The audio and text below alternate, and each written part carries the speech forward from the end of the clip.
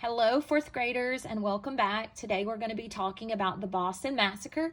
So if you'll go ahead and cut this section out of your workbook, entitle your page The Boston Massacre, and go ahead and take these notes right here. And if you need to pause this video to do so, please do that.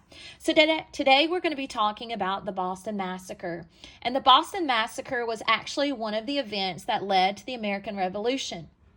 This event happened in 1770 in Boston, Massachusetts, when a group of British soldiers shot their muskets into a crowd and 5 colonists were killed.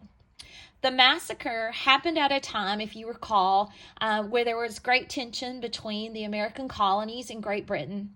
And in 1767, as we talked in the last lesson, the British Parliament had passed the Townshend Acts. And remember, these acts replaced taxes on imports on goods such as tea, paper, and glass. And if you recall, it angered the colonists because the American colonists felt that they were unfair because the colonists were not represented in Parliament. And remember, that famous slogan was "No taxation without representation." And as these tensions begin to rise, if you will recall, we talked about how King George III began sending British soldiers in Boston in 1768 to keep the peace and to make sure that the taxes were being collected and keep the order.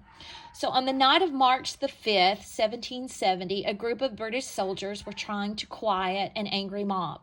Because if you recall, there were more boycotts and protests and the Sons of Liberty, and people were just the colonists were being more vocal because they were really happy and they were unhappy and they were unified against the British Parliament and King George III. Well, these angry colonists were shouting out and they were throwing things at soldiers. And Captain Thomas Preston, the leader of the soldiers, did not order his men to shoot. But in the confusion, the soldiers during this time, they began firing into the crowd. And one of the 5 men who were killed that night was a former slave named Crispus Attucks. And he is remembered as one of the first people to die for American independence.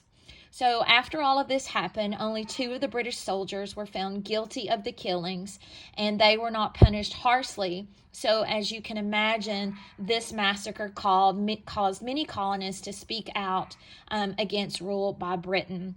And it's just one of the events that initially just created even more tensions, and it's going to lead to the next event in this chapter.